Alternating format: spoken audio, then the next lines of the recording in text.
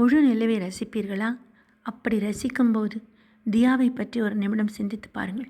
4.5 billion ஆண்டுகளுக்கு முன்பு பூமியுடன் மோதியிருக்கக்கூடும் என்று விஞ்ஞானிகள் கருதும் ஒரு கற்பனையான கோளுக்கு அவர்கள் கொடுத்துள்ள பெயர்தான் தியா. இந்த மோதலின் போது வெளியேறிய ஒரு பெரிய சிதைவுதான் பின்னாளில் நமது நிலவாக மாறியது என்று அவர்கள் கருதுகிறார்கள். இந்த கோட்பாட்டின்படி தியா செய்த அந்த பிரபஞ்ச தியாகம் இல்லையென்றால் நமக்கென நிரந்தரமான நிலவு இருந்திருக்காது. அப்பல்லோ மூலம் பூமிக்கு கொண்டு வரப்பட்ட நிலவின் மாதிரிகள் நிலவின் ஒப்பீட்டளவில் சிறிய பகுதியிலிருந்து, அதாவது அதன் அருகில் உள்ள பூமத்திய ரேகை பகுதியிலிருந்து மட்டுமே வந்தவை. நாம் பூமியில் வெறும் 6 இடங்களுக்கு மட்டும் சென்றிருந்தால் நாம் பூமியையும் ஆராய்ந்து விட்டோம், முழு பூமியையும் ஆராய்ந்து விட்டோம், அதன் பரிணாமத்தை புரிந்து கொண்டோம் என்று சொல்ல முடியுமா? நிச்சயமாக முடியாது என்கிறார் வலன்சியா.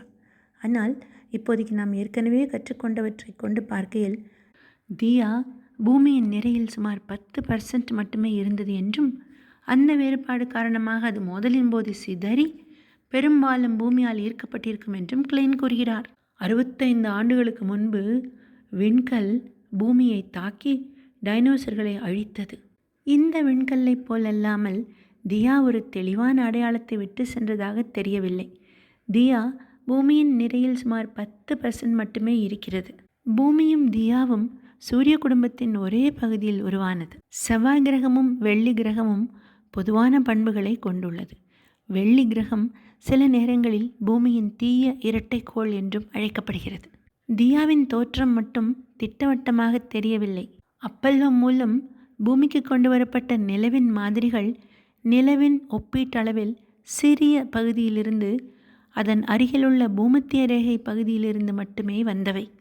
சந்திரனை பற்றி பல கேள்விகள் உள்ளன. அதனால் நாசா வரும் ஆண்டுகளில் மீண்டும் மனிதர்களை அதன் மேற்பரப்பில் அனுப்ப திட்டமிட்டுள்ளது. வெள்ளி மற்றும் பூமி ஒரே மாதிரியான பண்புகளை பகிர்ந்து கொள்வது போல தியாவும் பூமியும் ஒரே மாதிரியான அடிப்படை அமைப்பை கொண்டிருந்திருக்கலாம் என்று விஞ்ஞானிகள் கருதுகிறார்கள்.